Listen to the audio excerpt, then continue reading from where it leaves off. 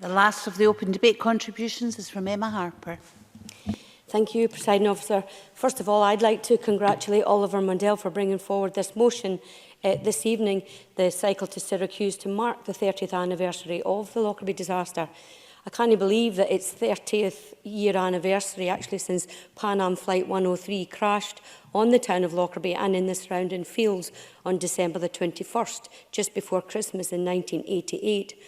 Oliver Mundell's motion and indeed his speech shows that while we remember and reflect, we can still look forward. And I would like to acknowledge the cycle charity ride by the team, the Lockerbie Memorial Tour 2018 from Lockerbie to Syracuse, which includes members of Ecclefechan-based cycling club, the Fechan Flyers. It is worth noting that many children will perform the virtual cycle ride, as both Oliver Mundell and Joe McAlpine have mentioned. This is testament to the resilience that occurs following adversity. Oliver's motion mentions the police, ambulance, fire service and mountain rescue. All were involved. I commend all of the emergency services personnel for current work and previously who took part on that night and in the subsequent hours, days and weeks following this, the UK's worst terrorist air disaster. This was an extremely tough time for many, and last year I heard particular detail from one of the fire and rescue service personnel who attended that night and on the following days, as he chose to share his very personal, often quite emotional recollection with me. And while reflecting on the event myself, I thought about tragedies and disasters that occur across the world, and we often hear where people state exactly where they were when they heard about a particular event, the exact moment. That had me thinking this weekend a lot, in fact, about where I was 30 years ago at the time of this disaster. And a couple of points that I've been reflecting on was that one was from a dairy farmer and one was from me, the nurse. The dairyman was my dad. He said he was checking a cow out in the field that was about to have a calf out in the front field, and he heard what he described as a boom, or a low sound described as maybe an explosion. And our family home is actually quite a few miles from Tundergarth and Lockerbie. It's about almost 8 miles, but could my dad actually have heard the bomb go off from 8 miles away? And just after 7:30 p.m. on that night, I received a phone call from my flat from the operating theatre manager. I was walking distance to the Royal Infirmary. We need you to come in, the manager said. There's been a major trauma, a disaster. The hospital disaster plan has been activated.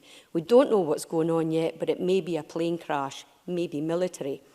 My role was to help set up the operating rooms, Theatre 1 for trauma, Theatre 2 for trauma, Theatre 3 for orthopaedic trauma, Theatre 4 for minor injuries and suturing cuts and wounds. We were told to prepare and expect many trauma patients and cases. We set up, we got the rooms ready, we waited and waited. The trauma didn't come. Hundreds were dead. Later, we heard that 270 people lost their lives that night.